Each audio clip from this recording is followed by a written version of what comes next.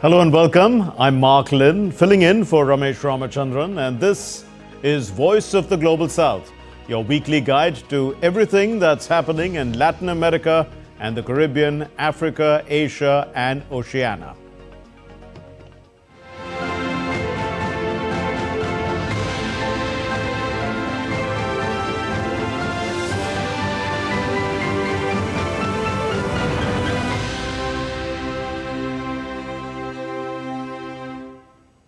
On the show this week, the IDF says Yahya Sinwar is eliminated.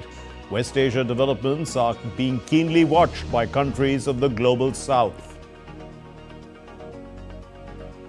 The Nobel Prize for Economics 2024 brings the spotlight on development policies of the Global South. The laureates believe stronger institutions catalyze development. We'll take a look at what's expected in Indonesia post-October 20 after President-elect Subianto takes office. We shine the spotlight on the Siddi community from Africa, well entrenched in parts of India and recognized as a scheduled tribe in India. And dams are raising more than just water levels, the geopolitics of yet another dam being built by China on the river Brahmaputra. All that and much, much more coming up on Voice of the Global South.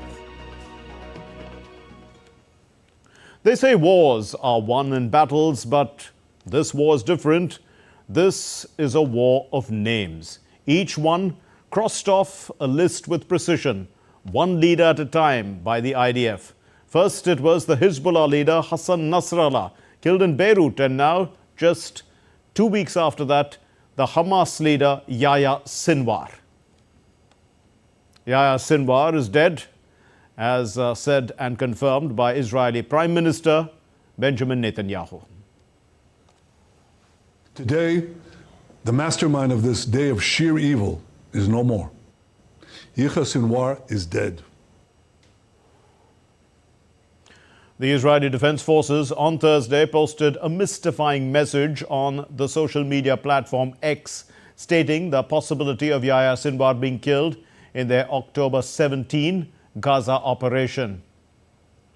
Another post, which came to light after 4 hours of anticipation, confirmed the death of the October 7 Hamas attack mastermind. The IDF stated, and I quote, eliminated, Yahya Sinwar. Drone footage released by the Israeli military late on Thursday was said to show Sinwar's final moments before he was killed. The images appear to be taken by a first-person view drone that enters the first floor window of a destroyed building. In the back of the room, a dust-covered figure can be seen sitting on a red sofa with rubble and wreckage in the foreground. The drone advances and the Israeli army identifies the figure as Sinwar. Was this attack planned? Did Israel know about Sinwar's whereabouts? Let's break this into smaller pieces. The Israel Defense Forces, they say that a unit from its 828th Bislamach Brigade was patrolling Tal al-Sultan. This is in an area of Rafah on Wednesday. The troops engaged 3 fighters, eliminating all. And at that stage, nothing was particularly remarkable about the firefight. However, after no soldier returned to the scene until Thursday morning, the dead were inspected. During the inspection, one of the bodies was found to bear a striking resemblance to the leader of Hamas. And the corpse, however, remained at the site due to suspected booby traps, and instead part of a finger was removed and sent to Israel for testing. His body was later extracted and brought to Israel that day as the area was made safe. Daniel Hagari, who is the IDF spokesperson, claimed that his forces didn't know about Sinwar's presence and continued to strike. But is that so? Well, Hagari said that his troops had identified the three men running into the house from house to house and engaged them before they split up. The man identified as Sinwar ran alone into one of the buildings and was killed after being located with a drone. Sinwar was believed to be using a human shield. This small retinue suggests either that he was trying to move unnoticed or had lost many of those who were protecting him. Yahya Sinwar's life ended when he was beaten down, chased down, running for his life, not commanding his organization and looking after himself only. This is a clear message to all our enemies. The IDF will reach anyone who tries to harm the citizens of Israel or its security forces and will settle the score with them. Earlier on October 16, the US warned Israel to improve the humanitarian situation in Gaza in the coming 30 days or face potential cuts in US military aid. One day after that ultimatum, Israel pronounced the Hamas leader dead. American blood, the Jewish blood, and others. And I told him that there was increase in his actions. As further that, now is the time to move on. We want to move toward a ceasefire, God, ensure that we will be erecting that for to be in a position to make things better for the whole world. In its latest round of military assistance to Israel, the United States is said to dispatch their advanced terminal high-altitude area defense, that's called THAAD missile defense system, along with soldiers to assist them. Now, this was after Iran's retaliation with 200 ballistic missiles on Israel, and this was Iran's response to the targeted killing of their leader. And let's take a look at who have they lost. The leader of the Iran Revolutionary Guard, Abbas Niloufar Hashan. He was killed alongside Hassan Nasrallah in Beirut on September 27 last month. Iran has sent a chilling threat to Israel. The IRGC commander, General Hossein Salami, he warns Israel against repeating past mistakes. As per the local media report, Salami warned Israel to behave. He reportedly said that Israel would be painfully hit if it struck Tehran or any other part of Iran. I am warning Israel and Israeli officials that the true promise too was only a warning. It was the smallest scale of action that we could carry out with the smallest portion of our power. Learn your lesson. We carried out the true promise operation in order to make your calculations precise. So you would understand we will strike you if you attack our citizens, our officials and our interests. Well, Israel has it all planned. It has taken down all of its enemies with targeted killing as a weapon. Hezbollah's Hassan Nasrallah, Iran's Abbas Niloufar, and now Hamas's Yahya Sinwar. Benjamin Netanyahu said that evil had been dealt a blow, but he warned that Israel's war in Gaza had not been completed as yet. Now, the Israel-Hamas-Hezbollah-Iran by proxy war has significant implications for the global South. The effects are on international relations, economic stability and regional security. The conflict has highlighted the growing influence of the global South countries in international diplomacy as well, with vocal calls for peace and humanitarian aid, challenging the traditional dominance of Western powers. The war has disrupted trade routes and increased oil prices, increasing the costs of energy imports for many countries in the South. And, the Global South has been advocating for increased aid and support to address the needs of civilians caught in the crossfire. West Asia is already volatile and has a sizable Indian diaspora with expats as well from other countries of the Global South. So, the regional impact is closely being watched. Moving on. 3 US-based academics won the 2024 Nobel Economics Prize on October 14 for their research into why global inequality persists, especially in countries dogged by corruption and dictatorship.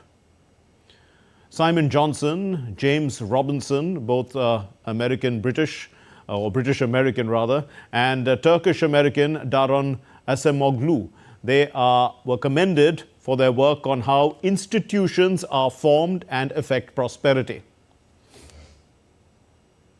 Reducing the huge differences in income between countries is one of our time's greatest challenges.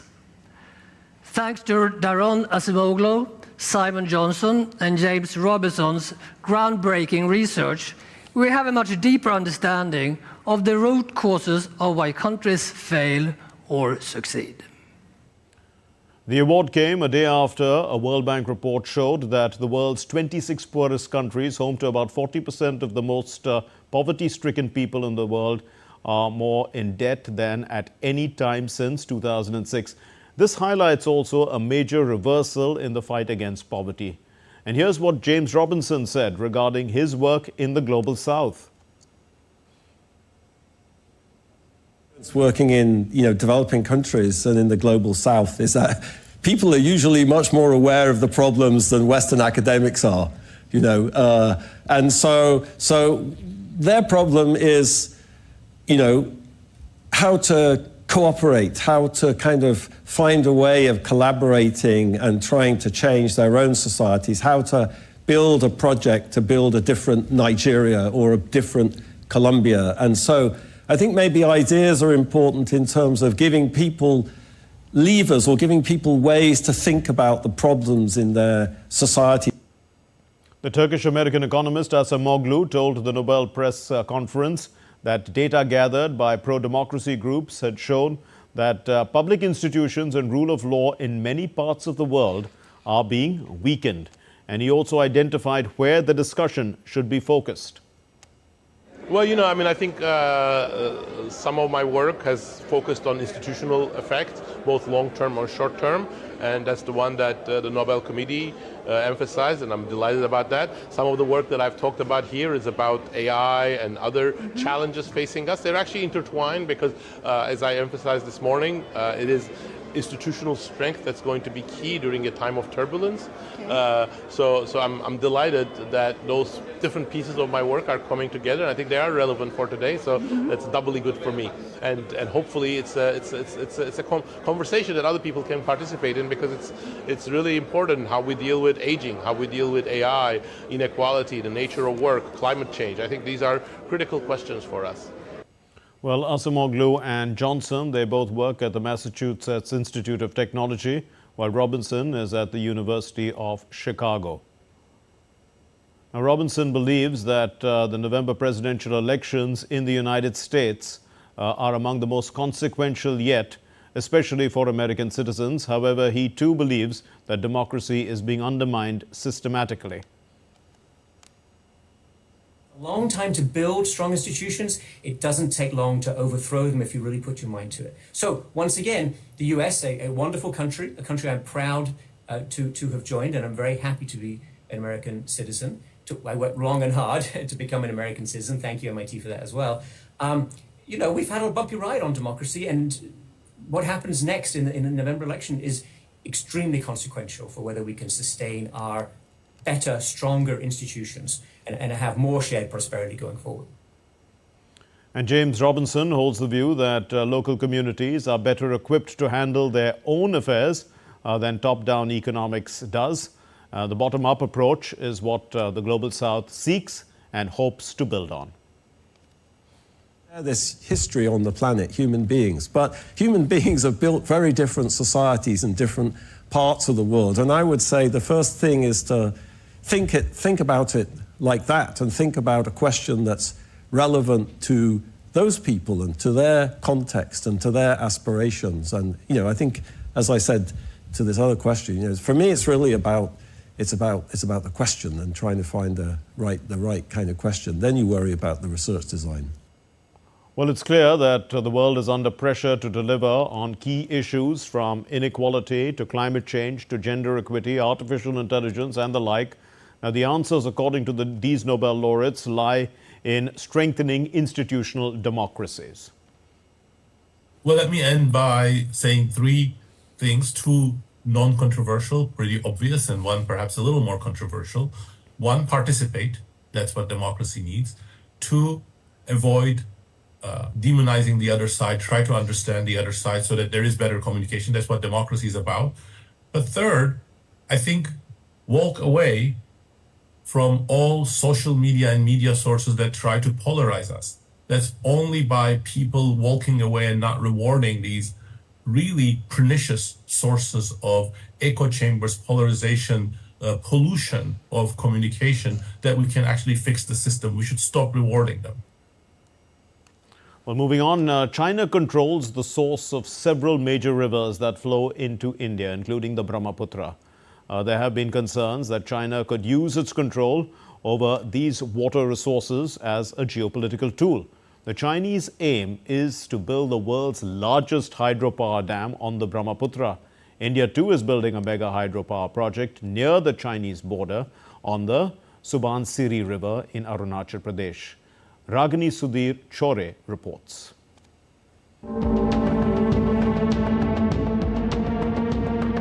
The border dispute row between India and China has taken a new turn. Other than the territorial dispute, China is set to weaponize water against India. How? By building a dam. The world's largest hydropower dam on the stretch of Yarlung-Tsangpo River, which is known by the name Brahmaputra in India. The under-construction dam is on the Medong border, which is in close proximity to Arunachal Pradesh, and it brings India's interest at the forefront. The dam is claimed to be bigger than anything in existence. It is part of China's 14th five-year plan and will have 3 times the capacity of the infamous Three Gorges Dam. For India, the concern is not the capacity of electricity, but the nature of the dam, the river it will be built upon, and also the intentions of China.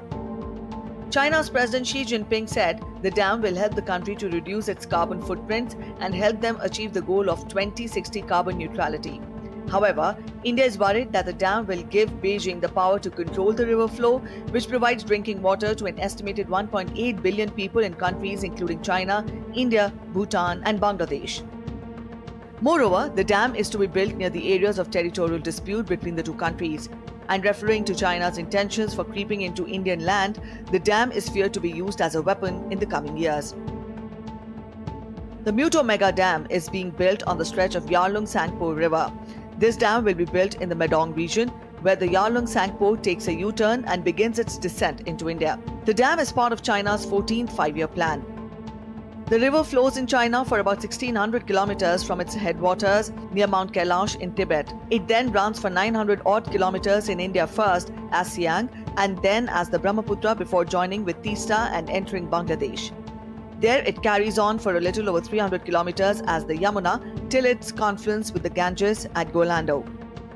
In 1951, when China formally occupied and annexed Tibet to make it an integral part of the People's Republic, it gained control over major river systems, becoming the dominant power in control of Asia's water map.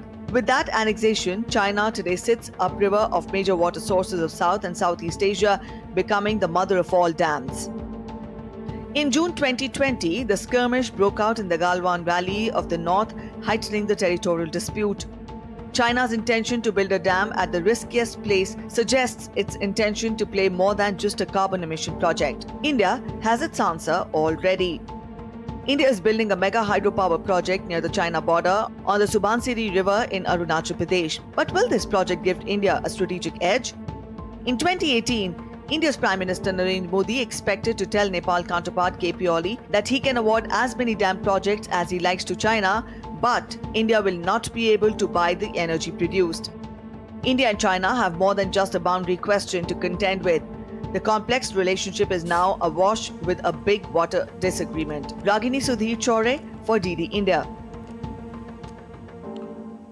Well, and talking about democracies, Prabowo Subianto, a retired army general, takes over as the president of Indonesia. The country is the largest democracy in Southeast Asia and is also the ASEAN's largest economy.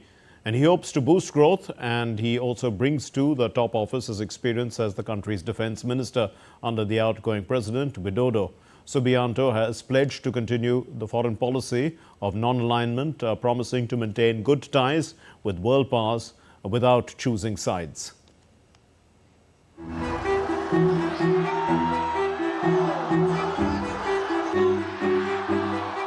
Indonesia will inaugurate its 8th president, Prabowo Subianto, on 20th of October, following a sweeping election victory in February, in which he secured the presidency after multiple failed runs in past elections.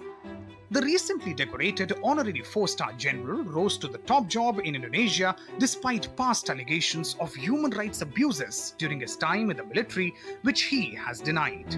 His popularity soared with younger voters, especially on social media like TikTok, and especially after he picked outgoing President Joko Widodo's son as his running mate. Subianto had billed himself to voters and investors alike as the continuity candidate and has repeated pledges to use as a guide Joko Widodo's economic policies, which have modernized the infrastructure, cut red tape, and delivered growth and prosperity in the trillion-dollar G20 economy.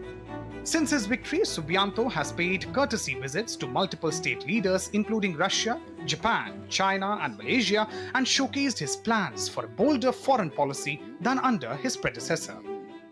Joko Widodo prioritized Southeast Asia's biggest economy over foreign policy over the past decade, not once attending the United Nations General Assembly in New York City. But Subianto, who speaks German, French, Dutch and English, has visited more than a dozen countries since his election win on 14th of February, pledging stronger relations with all. He said in a campaign speech last year that Indonesia's defense outlook will be based on a web of strong friendships and that this web will be the strongest pillar of foreign and defense policies. Equidistance and friendship with all the great powers. Subianto's destinations in the 8th-month transition period have painted a picture of his bid to deepen alliances while sticking to Indonesia's traditional non-aligned path, despite Western moves to get Jakarta's support on global issues from Gaza to Ukraine. He made China his first stop after his presidential vote, before trying to boost trade and defense ties on visits to Turkey and Russia, with whom a jet deal remains on the table despite Western sanctions. Subianto, who is defense minister in Widodo's government, then signed a key security deal with Australia and headed to France to discuss military cooperation. U.S. Canavas, a research fellow from Atma Jaya University, says that Subianto's key foreign policy objective will be to restore Indonesia's role in the global arena, in contrast to Joko Widodo, who did not really care about foreign policy. Subianto held talks with Russia over a trade pact with the Eurasian bloc it leads, seen as a counter to the European Union, which he said on the campaign trail Jakarta doesn't really need anymore. Friction has grown between Jakarta and Brussels over plans for a deforestation-related ban on products such as palm oil, of which Indonesia is a top exporter. He also embarked on a West Asia tour to lobby Gulf powers for stronger economic ties. US Canavas says that by being more visible, Subianto feels Indonesia can attract more foreign investments and cooperation. The most sensitive relations will be the diplomatic tightrope Jakarta has to walk between regional competitors Beijing and Washington, D.C. There is concern in Jakarta over Beijing's actions in the South China Sea, where its boats have clashed with the Indonesian Navy. The agreement Indonesia signed with Australia last month saw the neighbors pledge closer cooperation to counter security threats. It pointed to Subianto preparing Indonesia to be more assertive in its defense of contested areas of the South China Sea, while counterbalancing Beijing's expanding economic influence.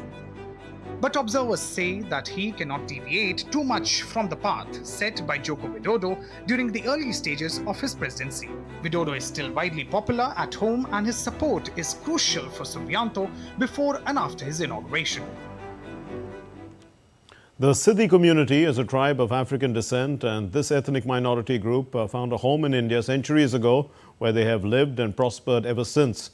The small-knit community has embraced local traditions and assimilated itself into Indian society while retaining some of their Bantu traditions. Here's more.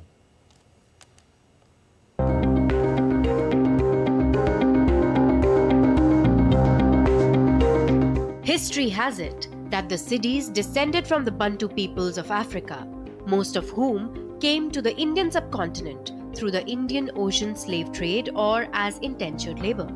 According to the Tribal Development Department of the Gujarat Tribal Research and Training Society, the Siddis appear to have been brought to India by the Portuguese towards the end of the 17th century, presumably as slaves.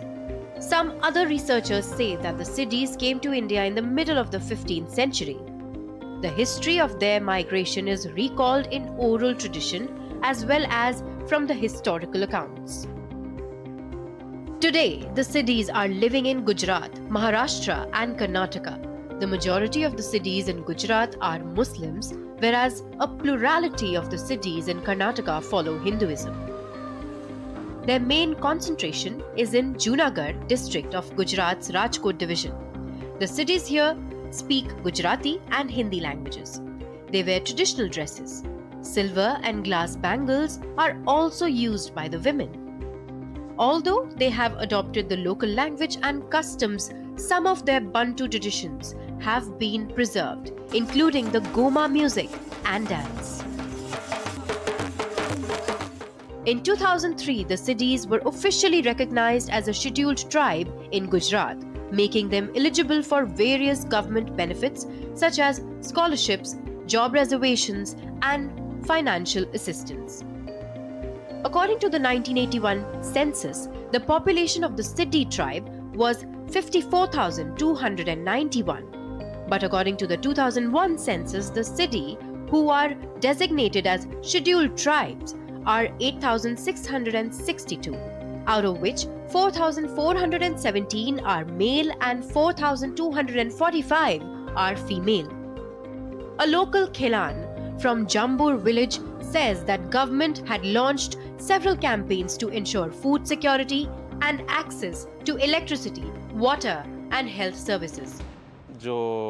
In our village, around 70% people have benefited from Awas Yojana. Under the Pradhan Mantri Jeevan Jyoti Bima Yojana, 80% have been insured. Under Pradhan Mantri Suraksha Bima Yojana, around 90% people have been insured, and a lot of people have also got benefits of that. Members of the community hailed government efforts at providing resources and opportunities. They expressed optimism of their future development in Western India.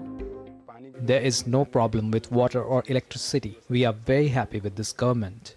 We now have government schools up to 8th standard. Earlier schools were only teaching up to 4th standard, but now they teach up till the 8th standard. As the state of Gujarat celebrated Vikas Saptah or Development Week to commemorate 23 years of Prime Minister Narendra Modi holding a public office, one of the standout programs initiated under his tenure as Chief Minister, the Van Bandhu Kalyan Yojana, has become a cornerstone for the development and improving the lives of the tribal communities. And with that, it's a wrap on this edition of The Voice of the Global South. But news continues here on DD India. You can catch all the latest updates on our social media, mobile as well as digital platforms. Thanks very much for watching. Namaskar.